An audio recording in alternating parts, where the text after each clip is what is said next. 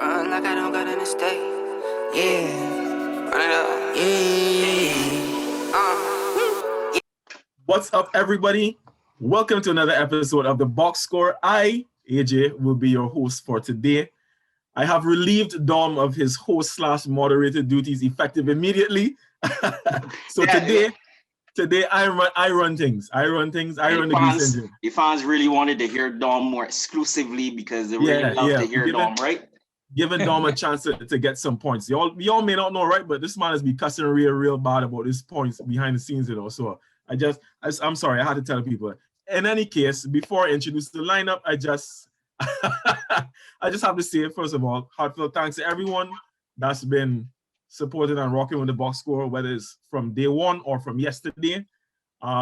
Keep the likes coming. Obviously, subscriptions as well. If you've already subscribed, just make sure that you find someone else to subscribe, right? And hit the notification as well. So whenever we drop something, you know what's happening. So today, I have with me my partner in crime, Dom, is going to be on the other end, like I said.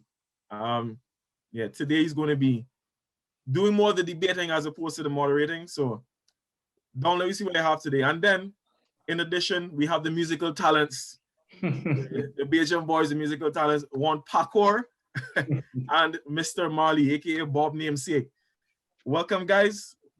Thanks for joining us on another episode. So, you know what? Let's get right into it. Recently, we were on the last episode, actually, we were talking about players who we think is like the most overrated in football. Always an interesting discussion. So today, though, let's start on the other end of the spectrum.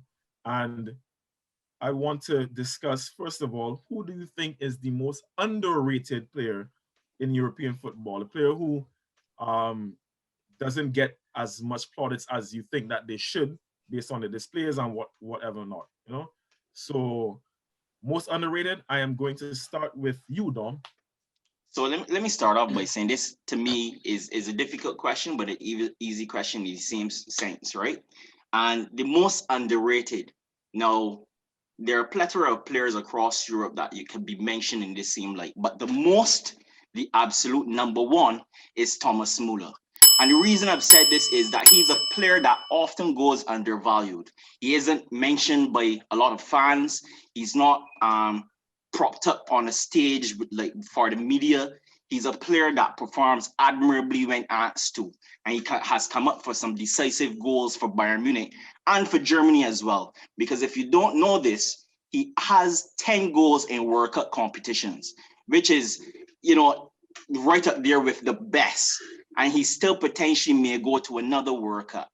This is a man that has performed so well, right, for Bayern Munich. And let me just rattle off a couple of things, right?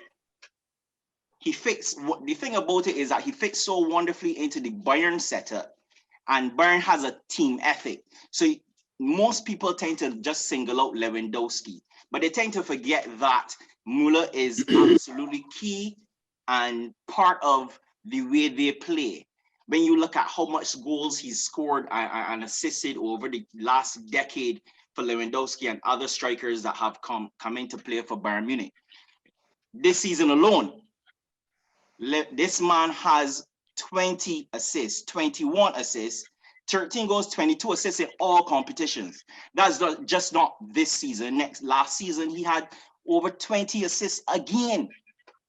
If that doesn't show that this man is on a plethora with the likes of Kevin De Bruyne, but he's not mentioned in the same breath, why is that? Because he's undervalued, he's underappreciated on the world stage. He's often overlooked, and people do not see him in the same semblance as world-class players like Kevin De Bruyne. But in fact, the man is a world-class player and one that deserves the recognition that, should be placed upon him. I think that this argument is done. I really feel as though there's no one else that these guys can mention, but we'll see. You know what? I'll just chime in and say I actually like that take because Thomas Muller is my guy, been my guy for a while. Just in case anyone else didn't know, Thomas Muller is my favorite player in world football right now. It's been that way for over a decade. Yeah, it's been for a very long time. So I like the take, and that's the reason why I don't I don't buy jerseys just like that. But all right. So you know what, Marley? Since I heard the wall from you first, let me hear you go next. I have to probably go, but the Thomas Muller take is a pretty good one. I could take that. I didn't know you were such a big Thomas Muller fan though, AJ. I'm a huge Thomas Muller fan. Huge. Huge. I know he has a lot of personality off the pitch. You'll be surprised how much well, not you, but I mean generally persons will be surprised how much personality he has off the pitch, to be honest. But I think that was a very good choice because honestly, Thomas don't look the flashiest in the world, but he's getting stuff done. Which is why I like him personally, right? I'm not a player I'm not an individual who likes players who are flash. So he's very effective. But anyhow, this is not. I ain't trying to give more credence to Dom's argument. It's true. It's true. You go ahead. Go ahead. No free publicity for Dom. I can go with N'Golo Kante actually. I think Kante is an absolute Superman. Like honestly, Kante is. You have N'Golo Kante in your side. He said, Dom's where you from? Because I'm wondering where you're going with this argument, because this is a former PFA Player of the Year. So I'm just listening here. I just want to see where you're going. Let Marley speak, bro. Thanks, AJ. We don't need you to be interjecting and giving more faces and more memes and stickers coming out. Just let the man speak, all right? Please, and thanks. But he's saying former PFA Player of the Year, but just called up a stat for a man that has 10 World Cup goals that up there in that kind of stats. You know what I mean? But anyways, N'Golo Kante, former PFA Player of the Year, but honestly, when you ask a question like big midfielders at this point, you say, but who's the best midfielder in the world? Who's the best centre mid in the world? Like, how many persons you can really hear say N'Golo Kante for real? Like the man. He doesn't talk a lot. He might drive a Mini Cooper. N'Golo Kante is a man that random strangers buddy on the streets and say, I ask you to come home for lunch, and Kante went and sit down and had lunch and play FIFA with him, man. Kante is that type of character, you know what I mean? Very, very unassuming. And I think that kind of takes away from some of the plaudits from him, to be very honest. Kante is a super, super player. Kante is almost two persons in one on your side. He's not only quick, he's not only aggressive, tenacious. When he gets the ball, he can do something with it as well. He can be the player, he got to turn the pace. He has absolutely everything. And I don't think that persons give Kante the kind of credit he deserves.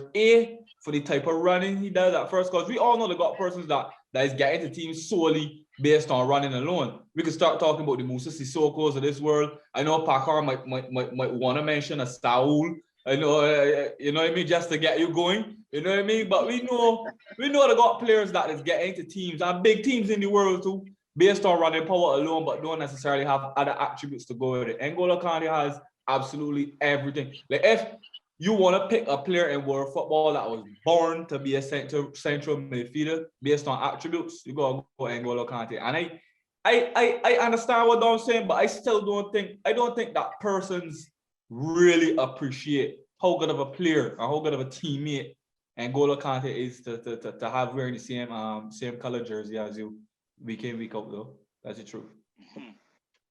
Yeah, I like that take too, Marley, because I mean, when we talk about underrated could also be the fact that, yes, someone is rated, but you don't think that they're rated highly enough. Yeah. Basically. So it doesn't necessarily mean that they don't get any plaudits at all, but it could mean that you think they deserve more. I once heard Joe Budden say that Jay-Z is the most underrated lyricist ever. And it that kind of I know that's a discussion you want to have separately, but I'm just saying. Yeah, I like the take though. So that being said, Pakor, the floor is yours, sir. I would say I kind of disagree with the Kante statement, but I understand where Marty coming from. But a couple seasons ago, Kante was rated as like the best defensive mid in the world. So like, I will ask you a question, Pak. Somebody asks you right now. Somebody looks at you and asks you, who's the best midfielder in the world? And N'Golo Kante can jump to your mind? No, Koke can jump to my mind. But that no. But anyway. All right, let me get serious here again. Let me get Go serious. ahead. Go Also, ahead. just Go ahead. on a lot of things that you said, because like in world football, the goal scorer is usually who gets most of the plaudits. Right. And like you went for a player similar in ilk, I went with James Milner. Similar. Wow.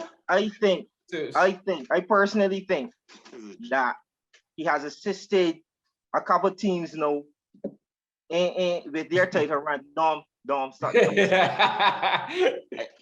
I'm stickers merely on the trying to way. understand, sir. I'm merely trying to understand. He has assisted a couple teams with their title run. He does everything that the coaches ask of him. He works his socks off for the team, and he has a very good penalty ratio. Like, scores a lot of penalties, believe it or not. And what was the problem?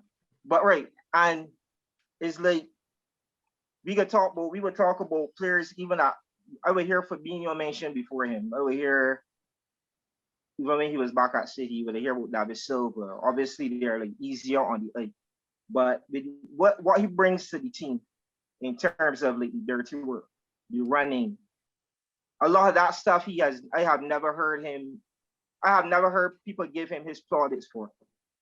There may be players better than him, but it's not about the best in his position. It's about what he adds to the team. A lot of times I don't think he gets his just desserts. And with that's why I would say that he's one of the most underrated for me.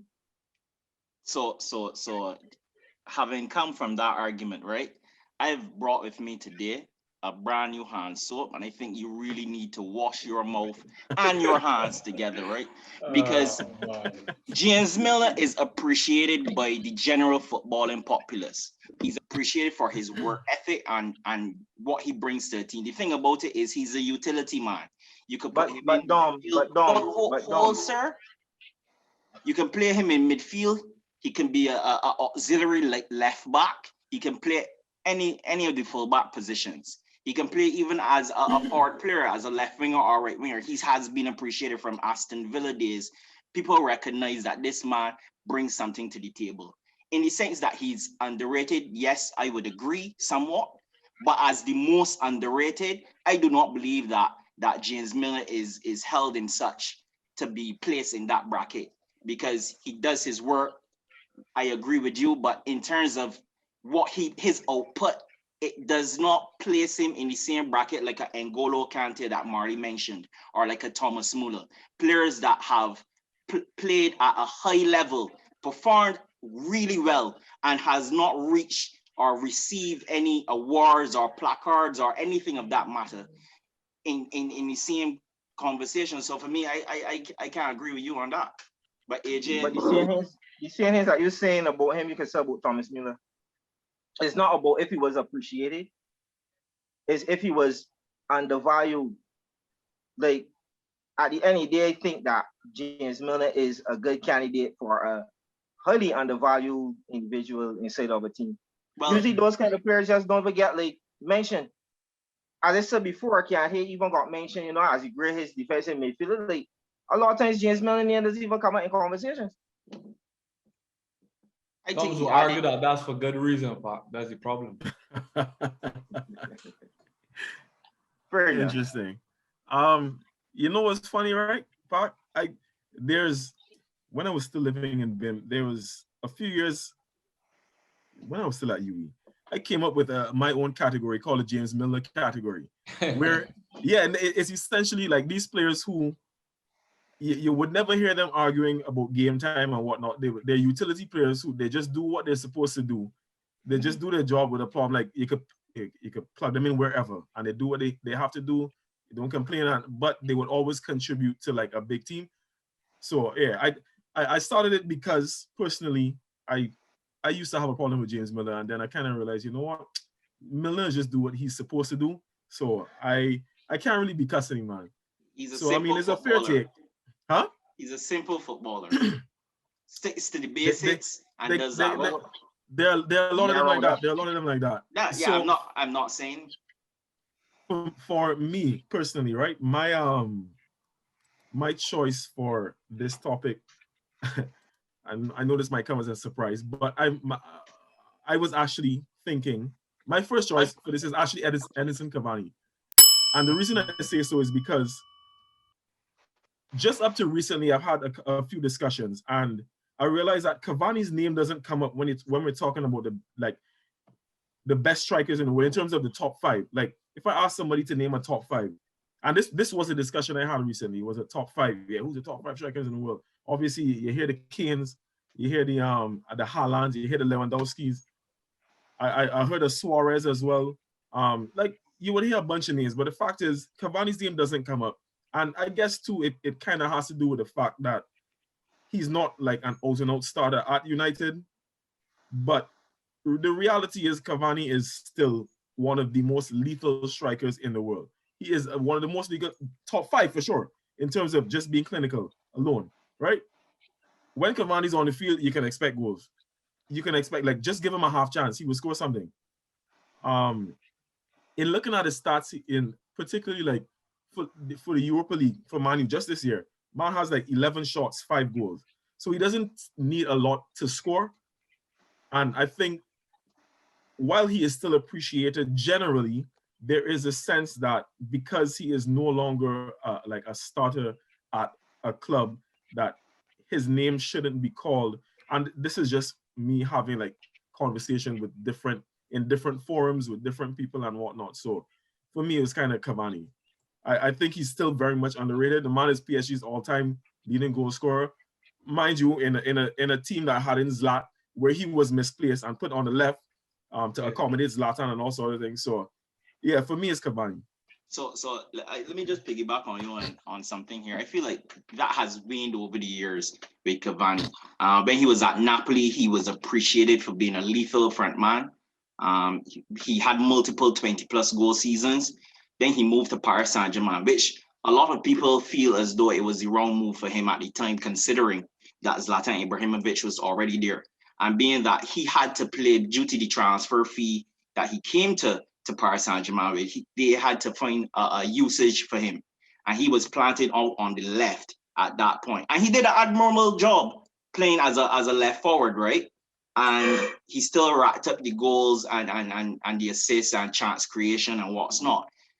But he's now the all-time scorer for Paris Saint-Germain, subject to correction, right? And he's built a career.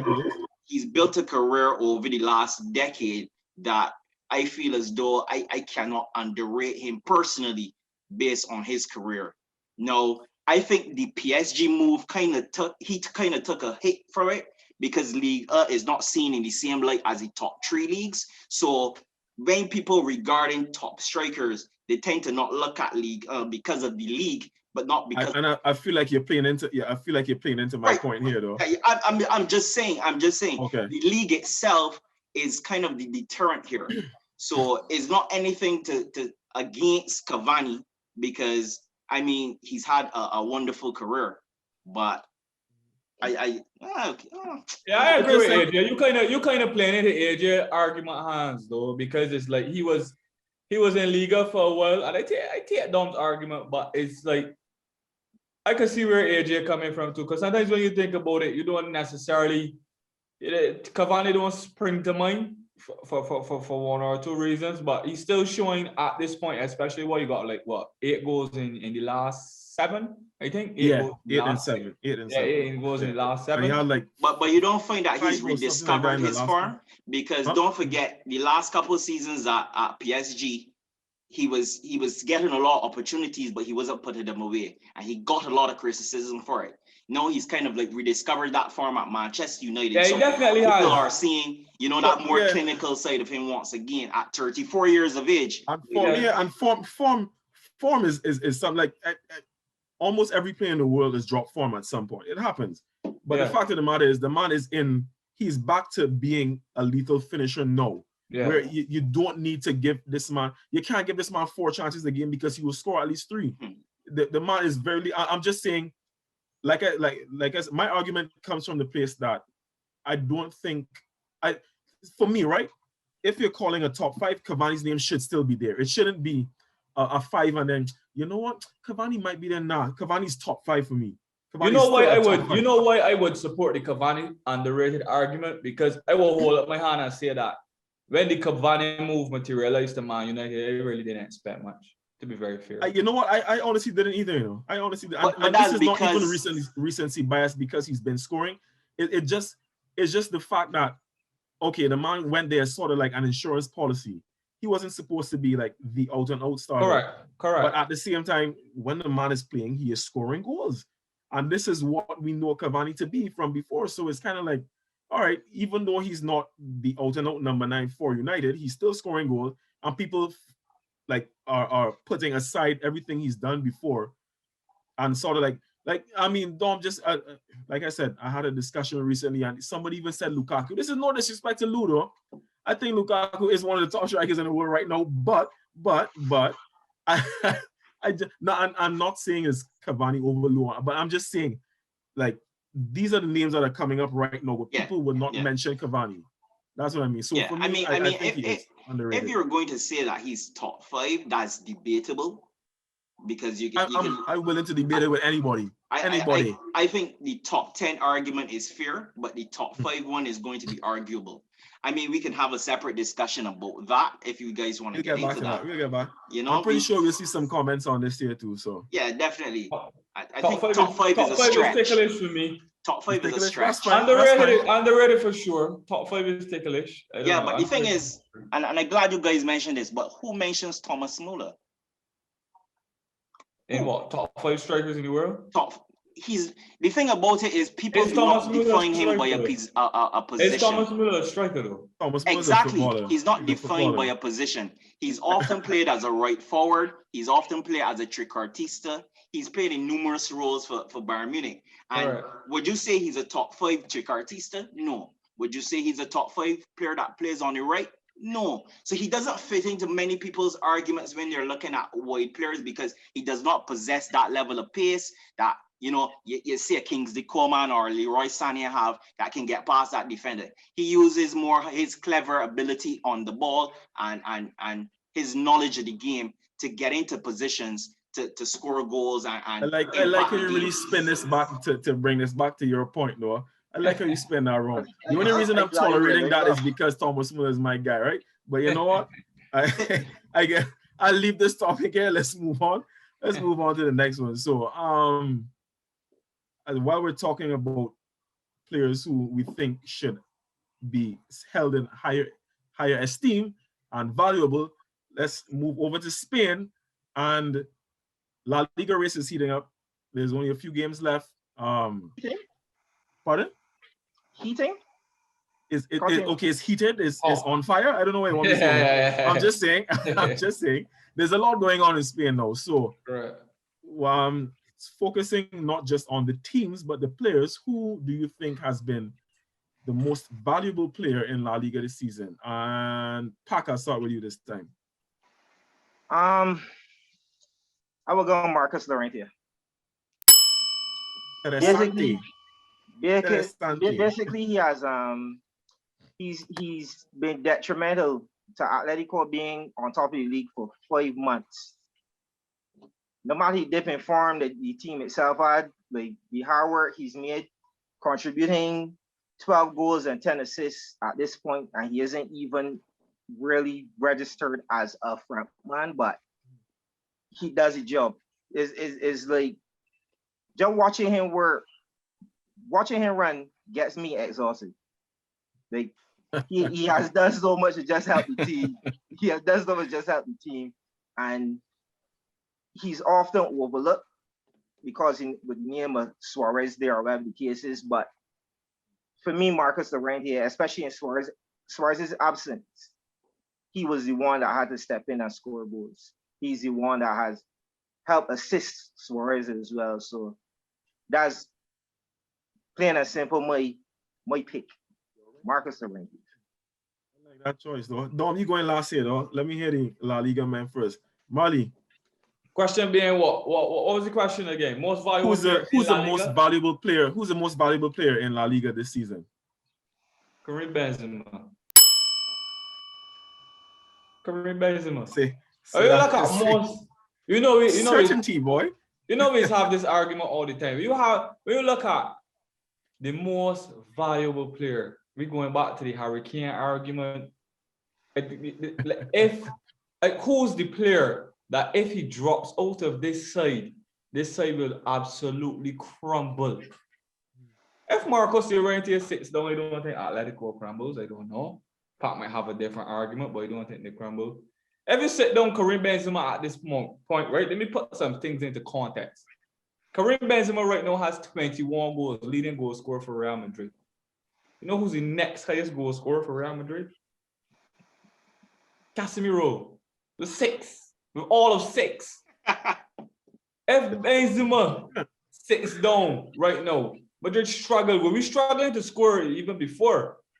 So if Benzema sits down at the minute, Madrid, there's 0 goals. And then we look at the assist charts. The man at the top of the assist charts as well. Well, got 8 assists and at least thank God Toni Kroos got 8 assists as well to make that start look a little bit better. But you got most goals, most assists in the side. Like, you're in a side that is still in competition for the trophy for the La Liga title at the end of the season. I know Messi's been stellar the last how many ever weeks? It's Messi. But I mean, like, in terms of most valuable player, that argument, you take that player out of that side and that side just absolutely crumbles to volcanic ash. Yeah. Too soon, Marley. Too soon. Yeah. All right, so we had the Atletico man going with an Atletico player and the Real man going with a Real player. Go figure. Surprise. Yeah. Let me hear the Inter Milan man know who you going with, Dom. This is quite an interesting debate. Originally, I said Karim Benzema, but because Marley went with him, I'm kind of throwing that through the window now, right? And he has a good argument for the simple fact that when you look at the amount of goals he's scored, I can just take you guys back down memory lane. Ronaldo left Real Madrid 3 seasons ago. They looked at Eden Hazard as a replacement. He brought into the club. He fell injured more often than not. And the reality of it is, where are you going to take 30 or 40 goals a season from? And Karim Benzema decided, well, you know what? It's me who has to step up. And he's contributed 3 20+ seasons ever since. Now, the production from Real Madrid has gone down, though, because you can noticeably see this season that Real Madrid have even scored less than Atletico Madrid. It's never happened across the last 10 seasons. So Real Madrid, in terms of their attacking output, has suffered immensely. But for this question, I mean, let's be all real here, guys. You take this player out of his team, and this team absolutely crumbled to pieces. Quoting Marley, is Lionel Messi. Come on. I don't think there's an argument against Messi. When you look at his production, what he means to the team, he has. But going back to my argument, Madrid is more heavily dependent on Benzema based on the stats than Barca with Messi. Not true. Yeah, but Barcelona. You got Antoine Griezmann with at least 12 goals though. Double the amount of the next highest scorer in Not denying that, but Barcelona also score almost double the amount to Real Madrid right now. When you look at it, Barcelona scores a lot more. Does that not make Benzema even more crucial? Does that not support my argument? Okay, it's not that we score that much less. Does that not make Benzema even more pivotal? So let me just quantify this, right?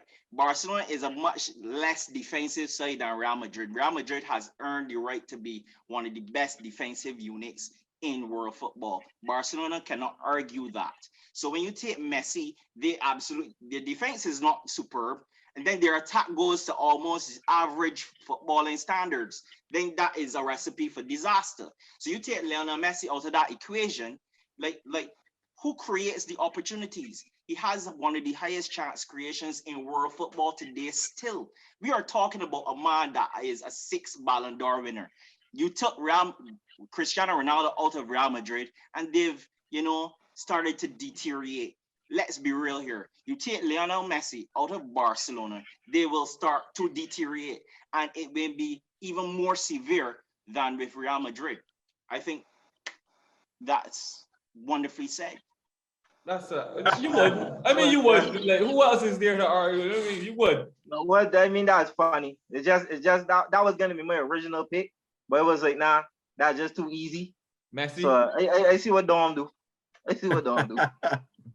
Man with the safe pick. Man with the safe pick. It's not a safe pick because it's the only pick.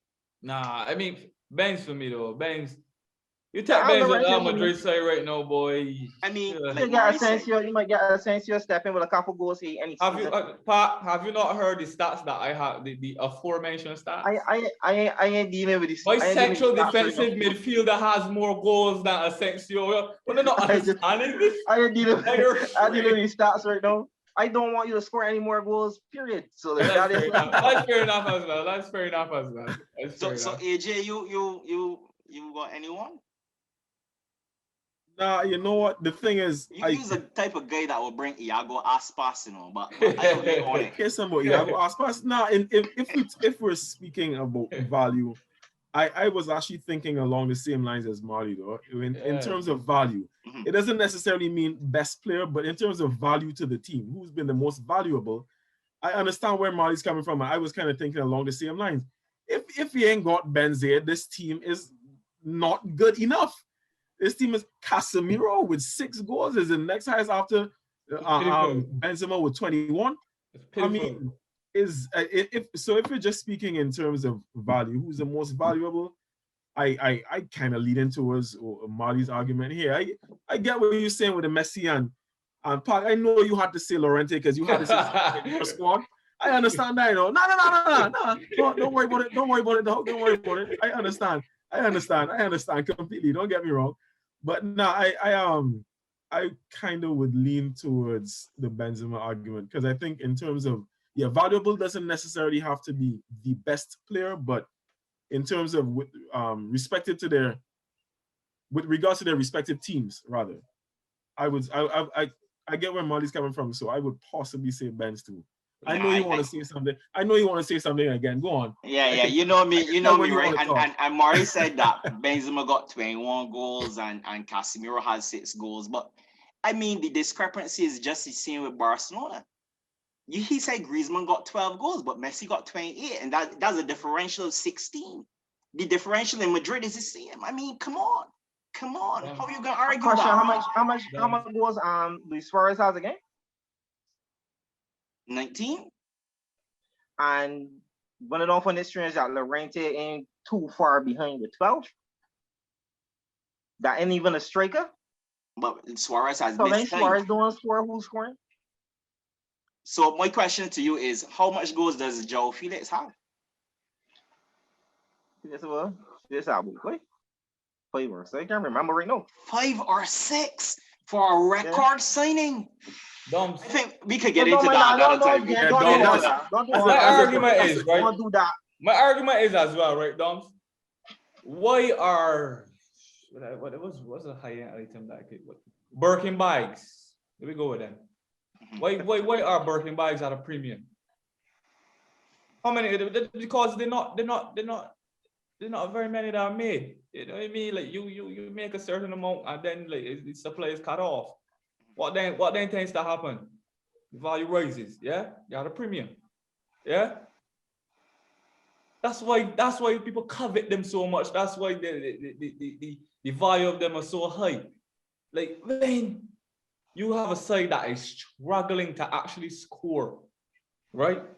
And you have one man, let's say the side has 40 plus 50 goals. You have one man that has 21 of them. 21 out of the amount of goals that are scored, as opposed to a man that has 28 out of 60 plus near 70. Who do you think is more important? Genuinely. So let me just chime in slightly. Let me just chime in slightly here, right? And just we need to wrap up this segment. This is my last piece on this, right? Right. Barcelona did everything they could to maintain Lionel Messi, even choosing the right president for the club to convince Messi to sign on a new contract. if that does not show the value of this man, I don't know what else does. Doms, that is a weak argument, and you That's a know different. it. What That's a you did different just kind of now, argument. what's Just going on saying, with I'm Chris just That's a saying. different kind of. What's But wrong you know with what? that? You know what, Ajay? guys? You know what, guys? Yeah, Now help me. we need to end this segment here. So far, everyone viewing, let me know who you agree with here so far in terms of the most valuable player. Is it Dom with his Messi claim? I know I probably can see a lot of that. You know, Talking about presidents. Marley with Benzema or Pac with the undisputed. That Atletico still at top of league right now because of this one. Correct. Is it Marcus Llorente? So, yeah, we'll be back for the next segment.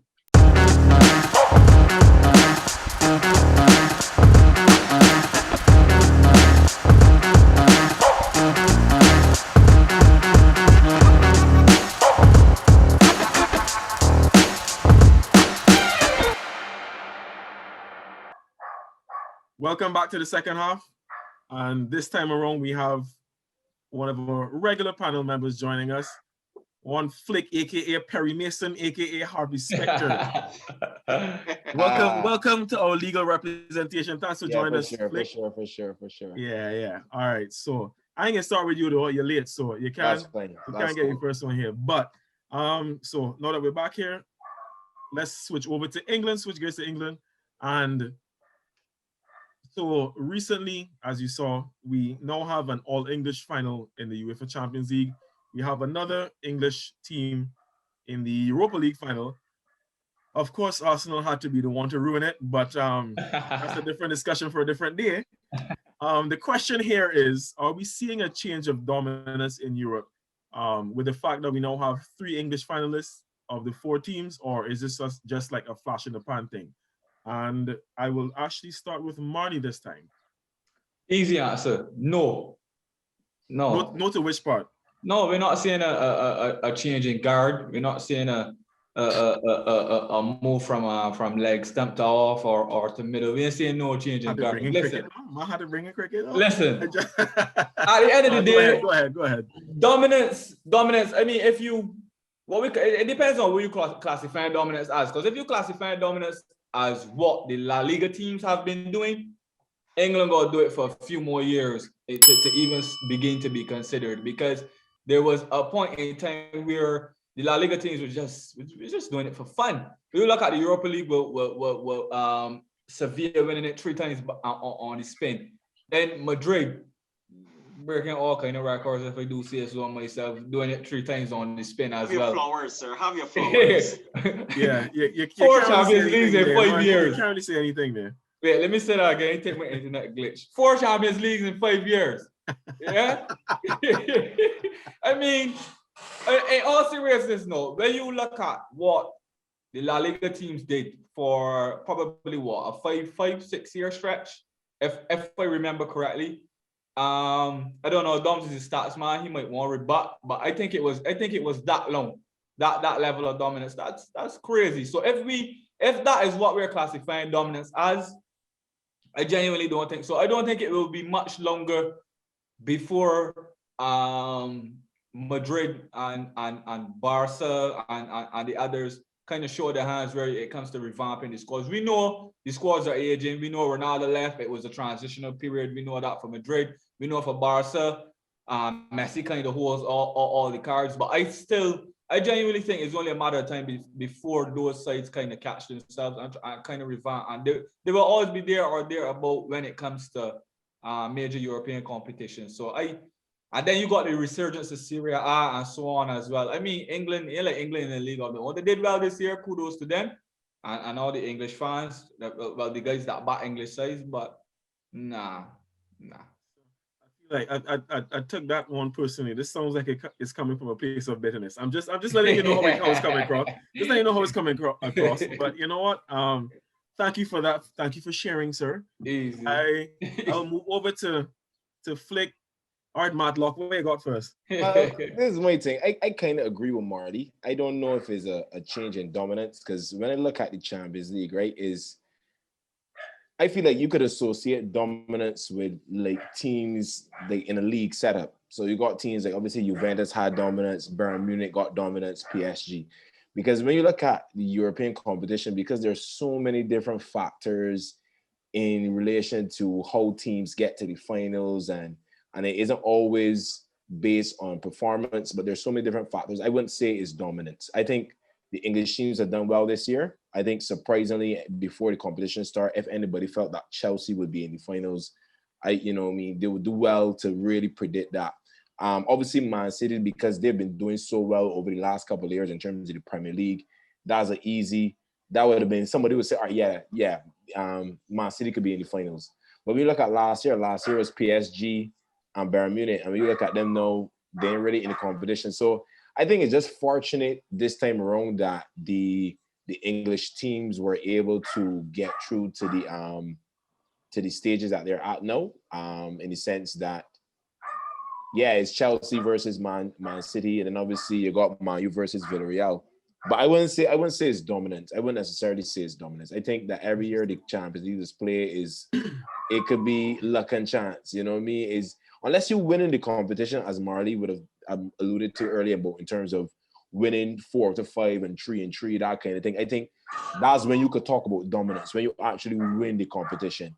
But when you say about because you compete in the finals, you might get there because you might get favorable draws, you might get favorable refereeing decisions, but I don't necessarily connote in my mind dominance. You might be fortunate to get there, you might be able to win, because we could see in the past, I got teams who've won the Champions League and at no point in time throughout the competition were they ever dominant. You know what I mean? They were ever dominant. They were just they were fortunate. They did well to get to the final and they won the trophy, but you can't really associate dominance with them. So I think this year the English teams have done well in the Premier League. In the Premier League, they've done well in the Champions League and in the Europa.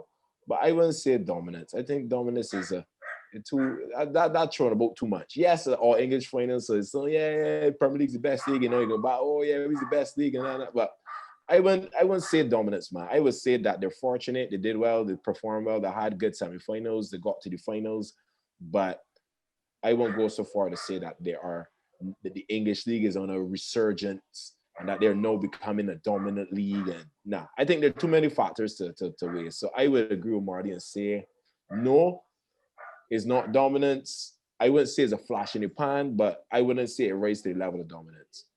So I realize I'm the outlier here, though. I'm the only person here that support an English team. So of course you would. You know what I mean?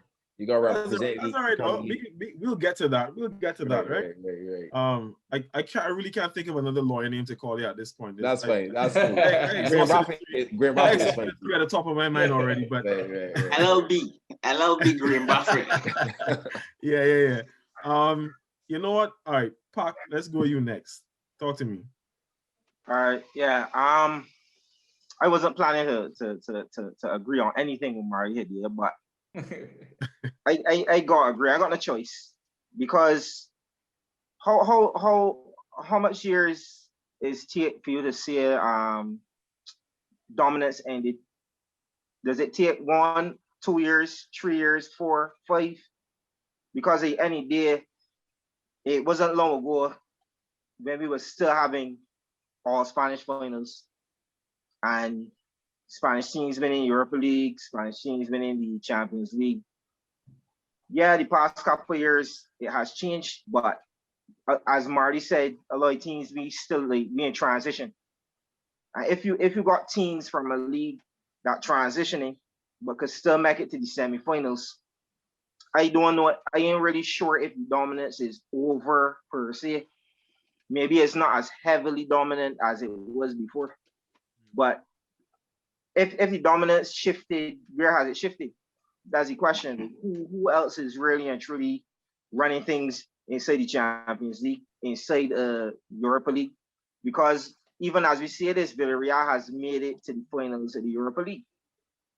So if Villarreal does win the league, that means that the Europa League still Spanish dominant. Spanish teams will still have to be performing at some kind of level to be getting this far in these competitions.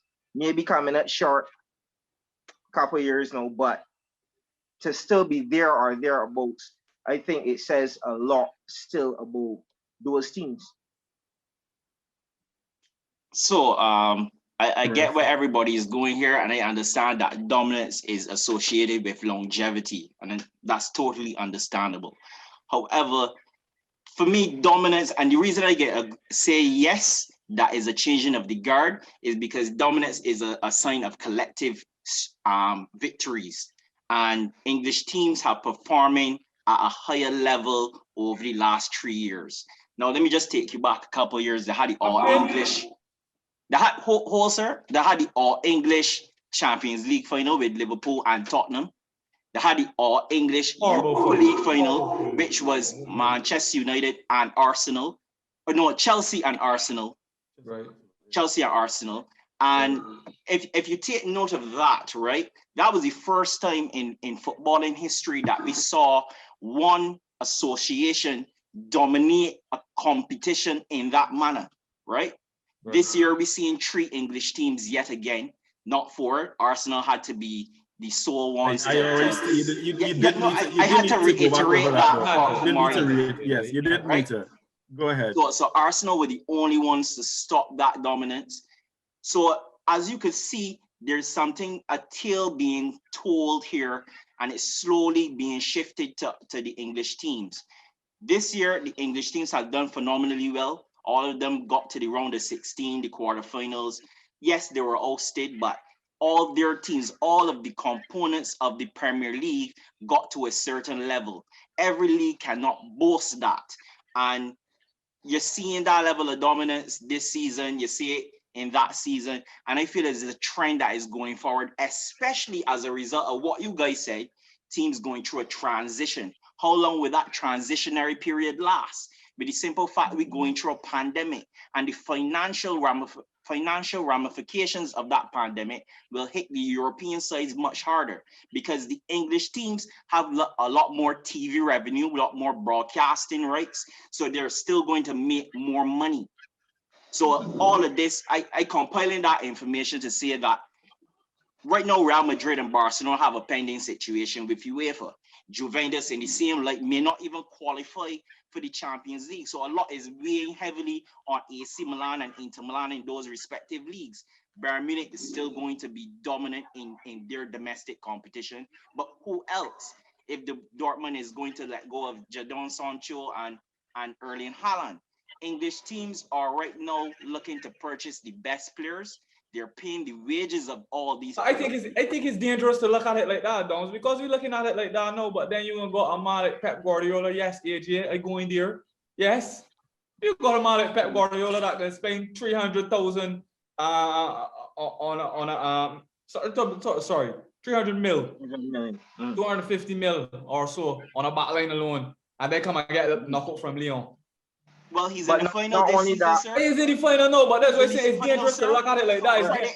To base the argument solely on, okay, the English teams are going to have TV money, more likely people can be sold, and we're looking at La Liga teams going through transition and so on. Yeah, all that is fair. But you still got other sides out there that would come and knock out certain sides. Not saying the money that the English sides will have at their disposal won't play a part, but you can got the big bad Jose Guardiola assembling these kind of sides and then coming at the quarterfinal stage or the round of 16 stage. Marley, you know that when it comes to Pep, I can't take you seriously as a Real Madrid supporter, right? So hold on, wait, Dom, one sec, because I realized Pac was chomping at the bit to get in here. So Pac, let me hear what you gonna say. To add to what Dom would, to add to what Marley said to Dom, basically it mute. Like you can say that because they got TV rights. They always had TV rights. Spain was dominating and the money was still uneven.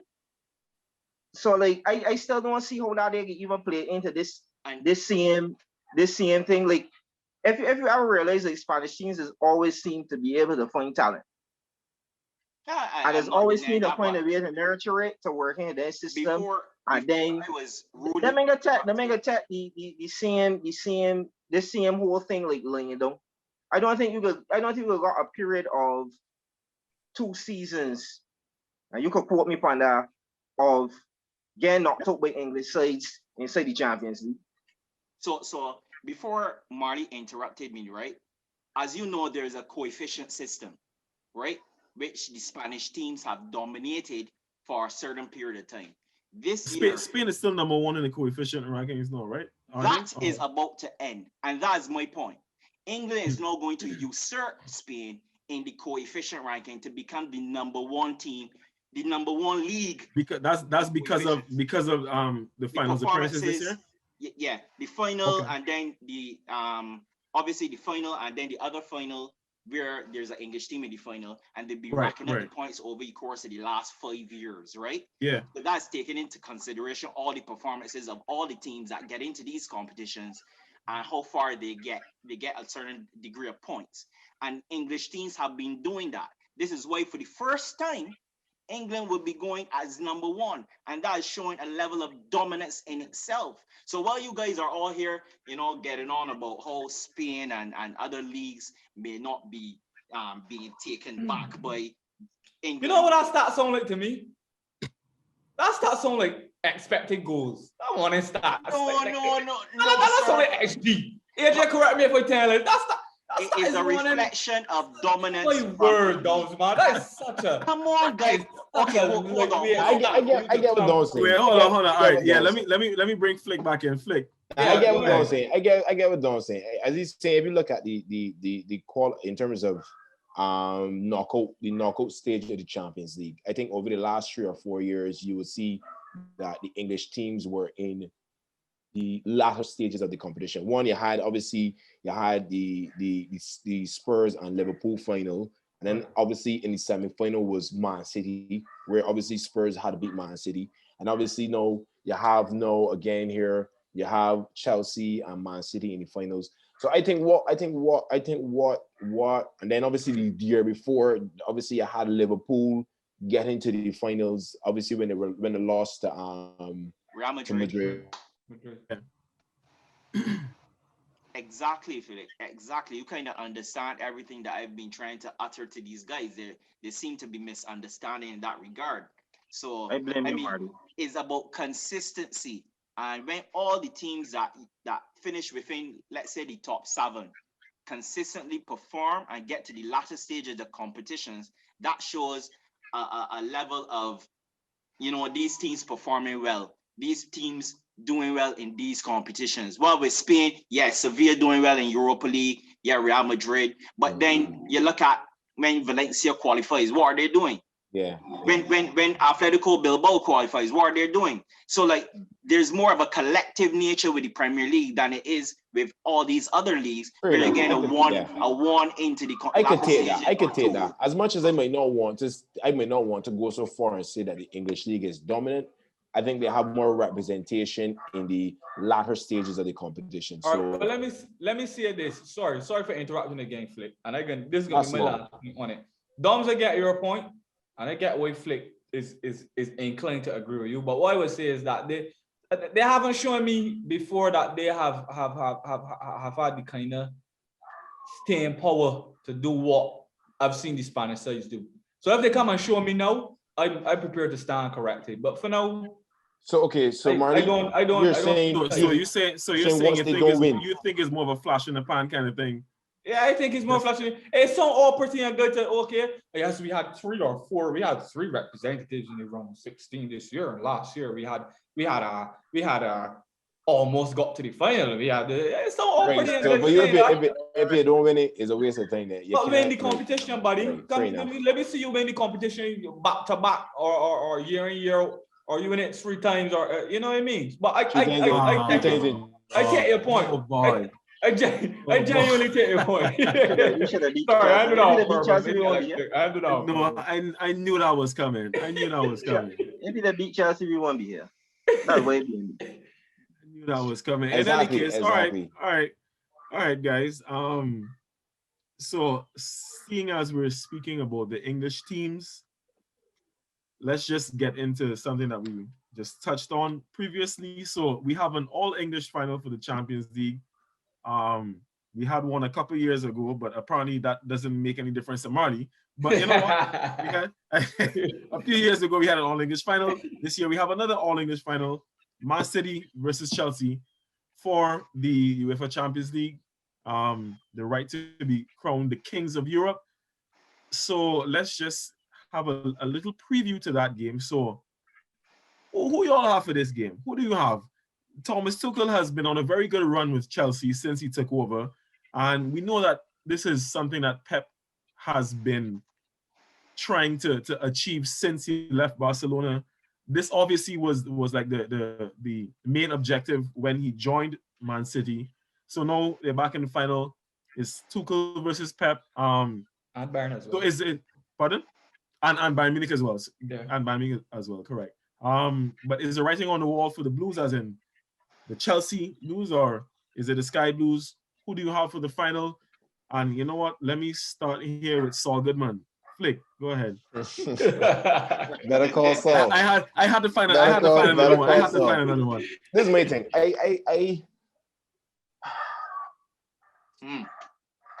I would say I would go with Chelsea. I would go with Chelsea, not because I have doubts about Pep's ability, but they're a combination of things. I think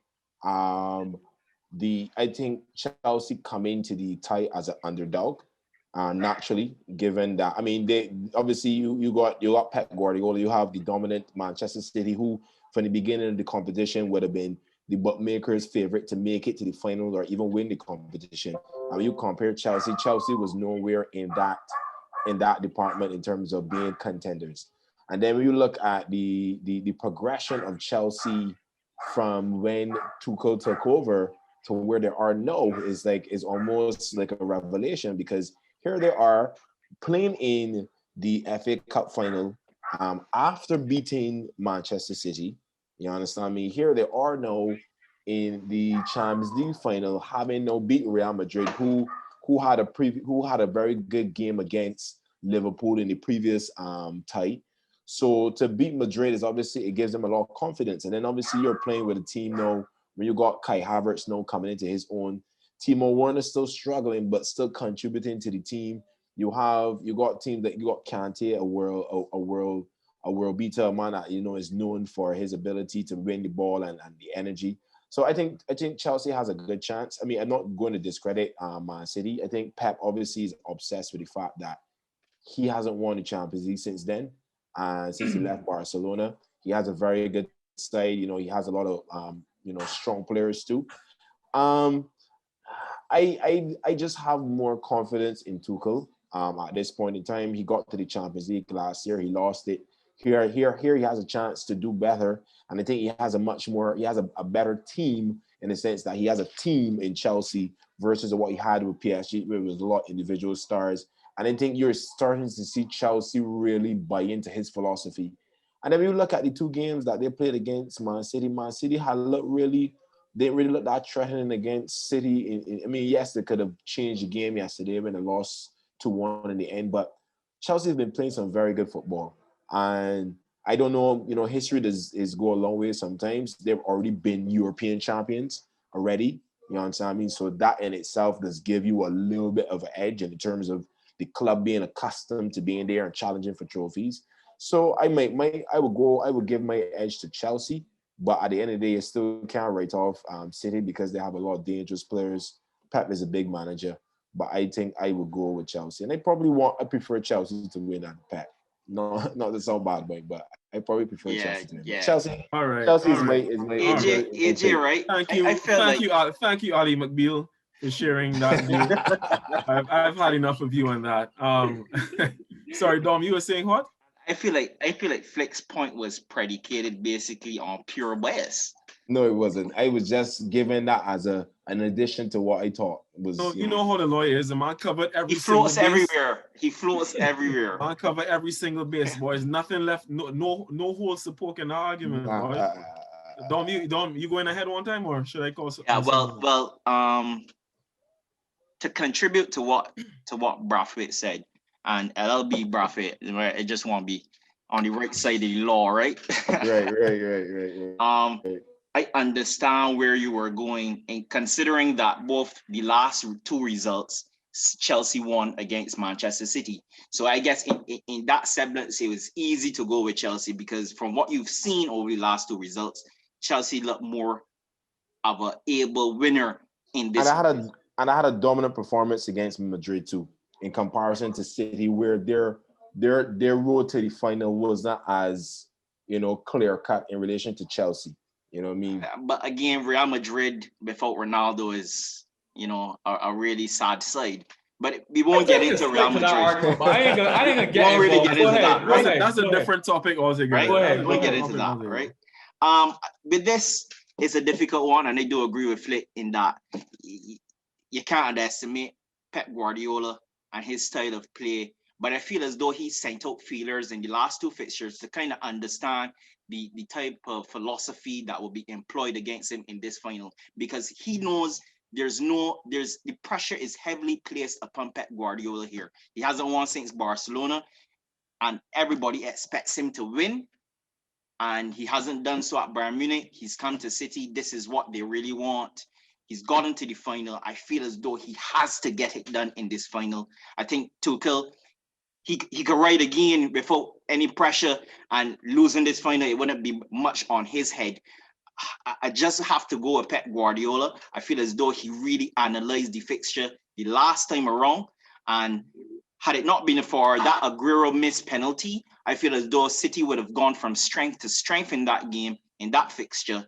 And then there's also the potential referee as well. He could decide the fixture on his own. No call. Yeah.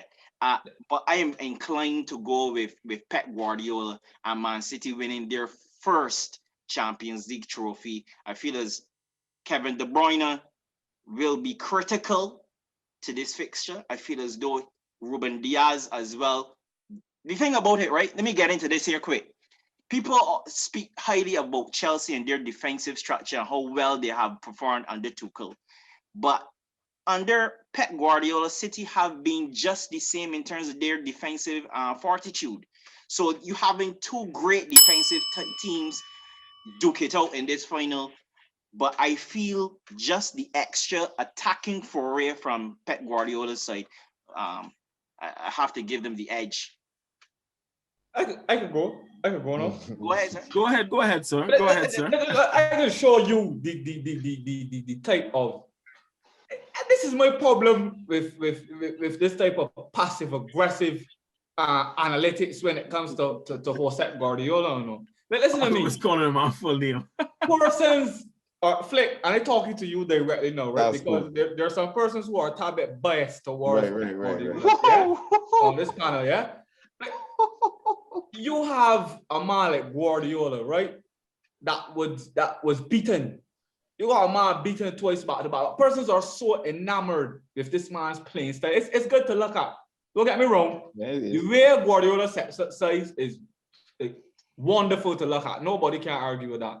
But I feel like if persons are so enamored with Pep's playing style and so on, and the little intricacies and so on, that he's almost get a pass for certain things. When you got a man that is beaten twice going into a final, yeah? You go into the final and the opposing coach beat him twice.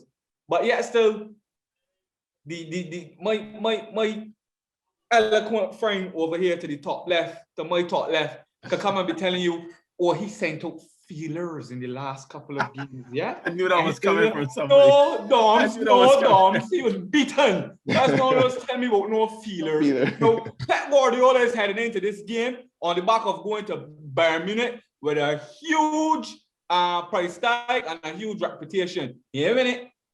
He left there, he gone to Manchester City, another project, spent all kinds of money. Only man in world football that could put a backline that costs more than people's sides overall. He's still in it yet. And he's going into this game having lost twice to Thomas Tuchel. Now, I can tell you this, right? Pep Guardiola has to be very, very careful in this final against Thomas Tuchel. Because Chelsea, the way Tuchel is setting up Chelsea it's worked in his favor because he has young, energetic players that are willing to do the pressing that he wants them to do, that are willing to do the running that he wants them to do, and are willing to put the bodies on the line. And they're technical enough as well. So it's not like they're winning back the ball and they can't do anything with it at all, boot it up the field, and then reset. No, you got a man that has a side and has the players in his side to be very, very compact defensively, defend as a team, attack as a team. Chelsea are a very dangerous side for Pep Guardiola. And I don't think it's just saying, okay, it's just Chelsea. No, I just think it's the way that Thomas Tuchel is setting up this Chelsea side that it makes it so very dangerous for Pep Guardiola. And I think Guardiola has to be very careful in this final because honestly, in my opinion, it could be 3 times out of 3. That's just so that sounds like you're going with Chelsea. Above all the old talk, that sounds like you're going with Chelsea, right? That's what you're saying?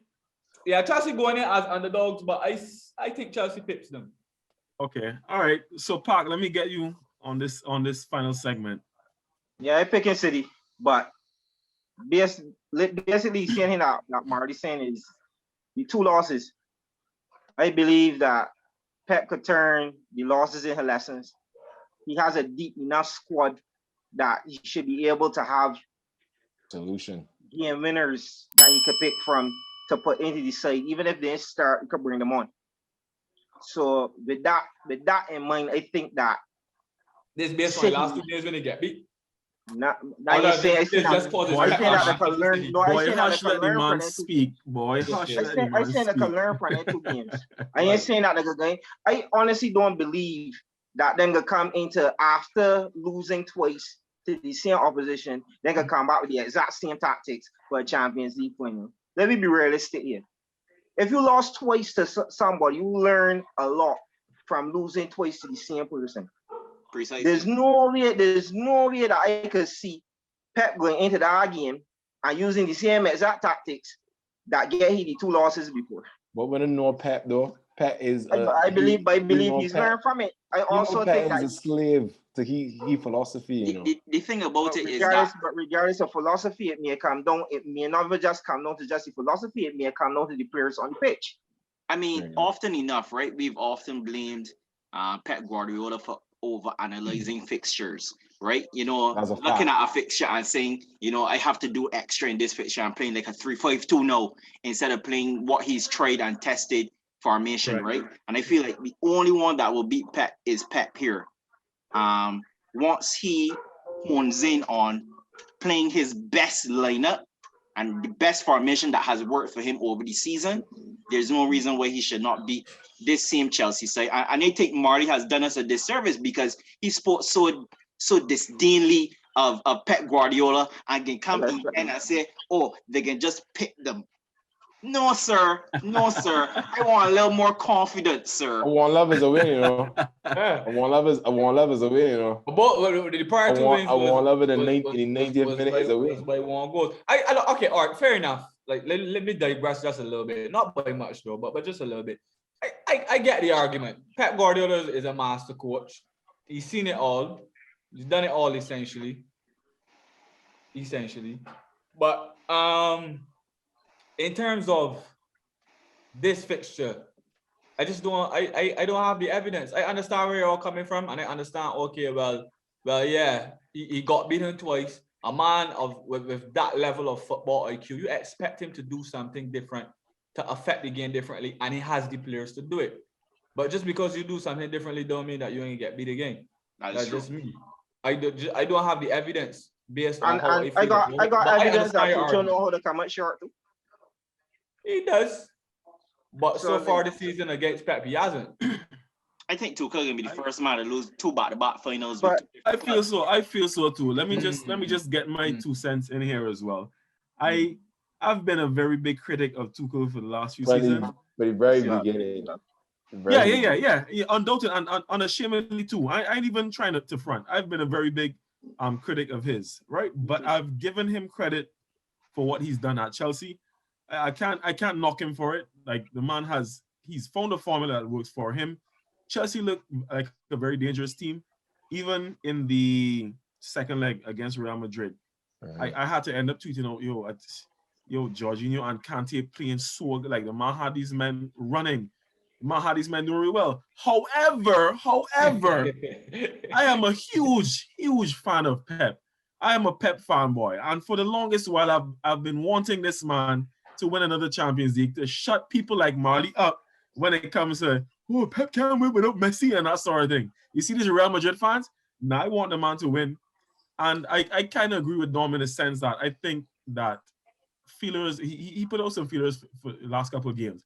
This is the second time now where Aguero missed a penalty and almost sent him, man. Because he did against Tottenham, if you all remember that in the semi-finals against Tottenham. He missed one. And if he didn't, because Tottenham went through on what is away goals, right? Yeah. So if he didn't miss that, the tie could have been different. So I mean, Sterling missed an open net too, right? But that's you won't forget that. And It's football, lads. Men miss chances, men miss penalties. Come on. They did. I'm just saying. I feel like the pendulum has swung his way this time. He is getting the luck that he deserves, in my opinion. And I'm going to pick Pep because I think he has the better footballing brain. I'm giving Tuchel his credit for what he's done so far.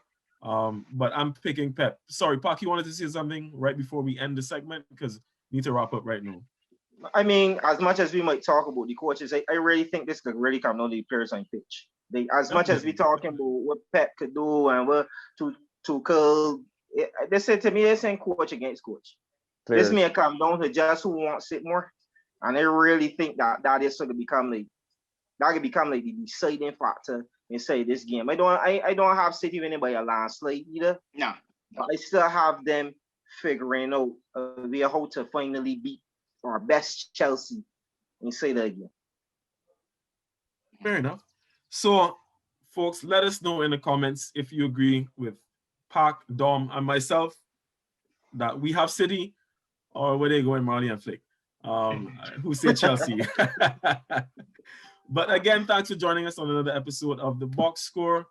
So by the time this is out, we will see what happens with that Champions League final. We'll see what happens with everything. Don't forget to like, subscribe, hit the notification bell, and we'll see you around.